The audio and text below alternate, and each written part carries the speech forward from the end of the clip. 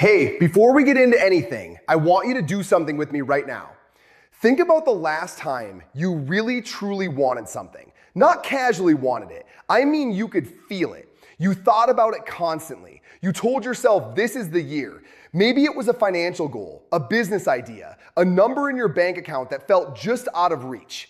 Now honestly ask yourself, did it happen? For most people watching this, the answer is no. And I don't say that to make you feel bad. I say it because it happened to me too, more times than I want to admit. And I spent years trying to figure out why. Trying every manifestation method out there. Vision boards, affirmations, scripting, 369 methods, you name it. And nothing was sticking the way the videos and books promised it would. Until one afternoon, completely by accident, something shifted.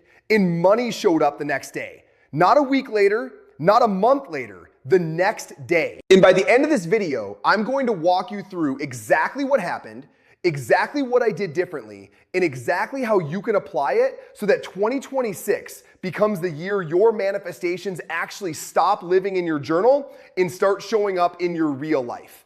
But I need you to stay with me because the thing I'm going to share isn't what you expect. It's not another affirmation. It's not a new morning routine. It's a fundamental shift in the way you relate to what you want. And once you see it, you genuinely can't unsee it. So let me take you back to the morning this all clicked for me. It was one of those days where everything felt heavy before it even started. You know those mornings where you open your eyes and before you're even fully awake, your brain has already pulled up a list of everything that's wrong. Finances, an opportunity that didn't work out, a project that stalled, all of it just sitting there on your chest before you've had a single sip of coffee. I remember sitting at my kitchen table, not even looking at my phone because I didn't want to see my bank balance. And I was going through the motions. I started saying my affirmations, the ones I've been saying for months. I am abundant. Money flows to me easily. I am a money magnet. All the classics. And I just stopped. Mid-sentence, I stopped. Because I realized something in that moment that I hadn't let myself fully see before. I didn't believe a single word I was saying. Not because the words were wrong, but because I was saying them from a place of wanting, from a place of lack. I was essentially standing in an empty room, repeating "the room is full" over and over in my subconscious. The part that actually drives your behavior, your decisions, your energy, saw right through it every single time. So I put the journal down and I did something I'd never done before. Instead of trying to attract what I wanted, I just made a quiet, firm, internal decision. I said, and this sounds simple, almost too simple. I said, it's already done. The money is already on its way. I'm not waiting for it. I'm just letting it arrive. No visualization, no scripting, just a decision. The kind of decision you make when you've booked a flight. You don't sit there hoping the plane shows up. You just pack your bag because you know. In that afternoon, I got a text from a client I hadn't spoken to in months. They wanted to pay me for a project I genuinely forgotten was still outstanding. The money hit my account the next morning. Now, I know what you're thinking. Ben, that's a coincidence. And maybe it was. But here's the question I had to sit with, and I want you to sit with it too. How many coincidences have to happen before you start asking whether something else is going on?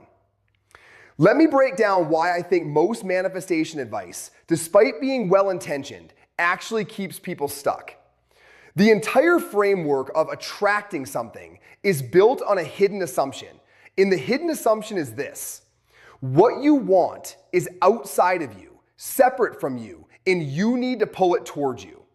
In that assumption, that gap between you and the thing you want is exactly what your subconscious keeps reinforcing every time you try to manifest from that place. Think about it. When you say, I want more money, what's the emotional signature underneath that sentence? It's scarcity. It's distance. It's the feeling of not having. And your subconscious doesn't process your words. It processes your feelings. So every time you want harder, visualize more desperately, affirm more aggressively from a place of lack, you're actually just deepening the groove of I don't have this yet. Your subconscious is not trying to be difficult. It's doing exactly what it's designed to do. It's matching your outer world to your inner state. And if your inner state is, I really, really hope this comes, your outer world reflects exactly that, perpetual hoping. Now, here's what nobody talks about. There's a completely different internal state that works. And it's not positivity, it's not optimism, it's not even belief exactly. It's certainty. And certainty doesn't come from wanting something more. It comes from deciding something is already true. There's a version of you, and you've met this version before, who is completely unbothered about whether something is going to happen because you already know it is. Think about the last time you were genuinely certain about something. A meeting that was confirmed, a meal you'd already ordered at a restaurant, a trip you'd already booked. You didn't sit there hoping those things would materialize. You just moved through your day knowing they were coming. That energy, that settled, unbothered, already done energy, that's the frequency that manifestation actually responds to. Not desperation, not affirmation said through gritted teeth, certainty. So what's the actual practice? How do you get to that state of certainty, especially when your bank account is telling a different story, especially when the evidence around you doesn't match the reality you're trying to create? This is the part I want you to really stay present for, because this is where most people disconnect and go back to their old patterns. The shift is this: you stop trying to manifest and you start deciding. And those two things feel similar from the outside, but they are completely different internal experiences. Trying to manifest is effortful. It requires you to hold a vision, maintain energy, keep believing, push through doubt. It's like trying to hold a beach ball underwater. It takes constant effort. In the moment you let go, it pops right back up. Deciding is effortless. You make the decision once, fully, and then you just live from it. It's like setting a destination on your GPS. You don't grip the steering wheel praying the GPS is right. You just drive. Here's exactly how I use this now, every single morning, and it takes less than 2 minutes. Before I pick up my phone, before coffee, before I engage with anything from the outside world, I sit for a moment and I ask myself one question. What have I already decided is true about today? Not what do I want, not what am I trying to attract. What have I decided? And I answer it from the perspective of someone who has already made an irrevocable decision. I've already decided that money moves easily through my life. I've already decided that the right opportunities find me without me having to chase them. I've already decided that today something good is going to happen that I didn't plan for. And then, this is the part people skip, I act like it.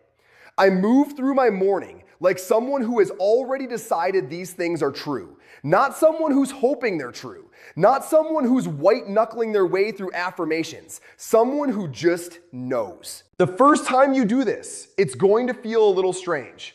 Your brain is going to offer you objections immediately. But your account is low. But that deal fell through. But you don't have any leads right now. And I want you to know that resistance is completely normal. That's just your old programming doing what it's supposed to do. It's defending the identity it's been protecting for years. You don't argue with it. You don't fight it. You just return to the decision. It's already done. I've already decided. And here's what's fascinating, and I've watched this happen in my own life over and over. When you operate from that state of decided certainty, your behavior changes. Subtly at first, but noticeably. You reach out to someone you've been putting off contacting. You say yes to something you would have talked yourself out of. You walk into a room differently. You carry yourself like someone who expects good things to happen, not someone who's bracing for disappointment. And people feel that. Opportunities feel that. The version of you operating from certainty attracts a completely different set of circumstances than the version operating from hopeful wanting. I want to take this one level deeper because I think this is where the real leverage is. Everything we've talked about so far is about state, getting into the right emotional and mental state so you can operate from certainty. And that's powerful. But beneath the state is something even more fundamental. It's identity. Your subconscious doesn't just respond to how you feel in a given moment. It responds to who you believe you are. And here's the uncomfortable truth. Most of us have a deeply embedded identity around money, around success, around what we deserve that we've never actually examined. We inherited it from our parents, from how we grew up, from the financial patterns we watched play out in our households growing up. If you grew up watching money be a source of stress and struggle, your subconscious filed that away as, this is what money feels like. This is how money works. This is what's normal. In no affirmation, no vision board, no amount of wanting will override an identity level belief, because your subconscious will literally filter your reality to match your identity. It will cause you to overlook opportunities. It will cause you to self-sabotage when success gets close. It will cause you to unconsciously make decisions that return you to the familiar, even when the familiar is what you're trying to escape. So the deepest version of this work isn't just deciding good things will happen today. It's deciding at the core who you are, not who you're trying to become, not who you will be once the money arrives, who you are right now. I am someone money moves toward, not because my bank balance confirms it, but because I've decided it fully, without conditions. And I want to ask you something genuinely. When was the last time you made a decision about yourself without attaching it to evidence, without needing proof first?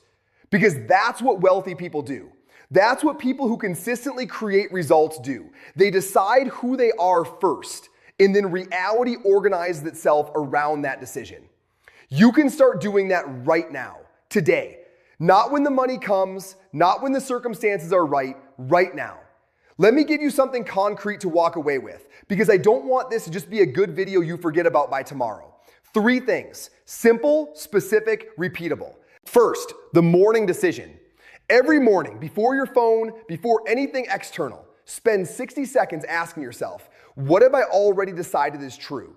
Answer it in the first person, present tense, from a place of certainty.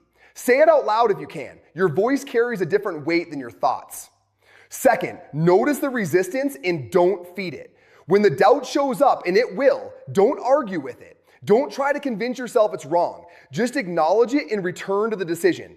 That's the old program. I've already decided. Repeat it as many times as you need to throughout the day. Third, act from the decided version of yourself. This is the one that actually produces external results. At least once a day, ask yourself, what would I do right now if I was completely certain this was already working? And then do that thing. Send that email, make that call, say yes to that opportunity. Act from the version of you who has already decided, not the version still waiting for proof. Do those 3 things every day for 30 days and tell me what shifts. I genuinely mean that. Come back to this video and drop a comment, because the people who actually do this, who commit to it rather than just nodding along and moving on, they're the ones who have stories to tell by the end of the month. I want to bring you back to something I said at the very start. I asked you to think about the last time you really wanted something, felt it deeply, told yourself this was the year, and then asked if it happened. Here's what I know now that I didn't know then. The wanting was never the problem. The desire was never the problem. The problem was that I was relating to what I wanted as something out there, something I needed to attract, something that might or might not show up depending on how well I performed my manifestation practices. The day that client texted me and money showed up wasn't because I finally wanted it hard enough. It was the first day I stopped wanting it and just decided it. That's the thing. That's the one thing. And it's available to you right now. Not after you fix your mindset. Not after you've done the work long enough. Right now, in this moment, you can make a decision about who you are and what's already on its way to you. So here's what I want to leave you with. The same question I started with, just with a different frame. What if the manifestations that haven't shown up yet aren't waiting for you to want them more, but for you to simply decide they're already done? Sit with that and then go decide. Drop a comment below and tell me, what have you already decided is yours in 2026? I read every single one and I want to see what you're claiming. Subscribe if you haven't yet, because next week we're going into how to handle it when life tests your decision, because it will, and how to stay in that certainty when circumstances are pushing back hard. I'll see you there.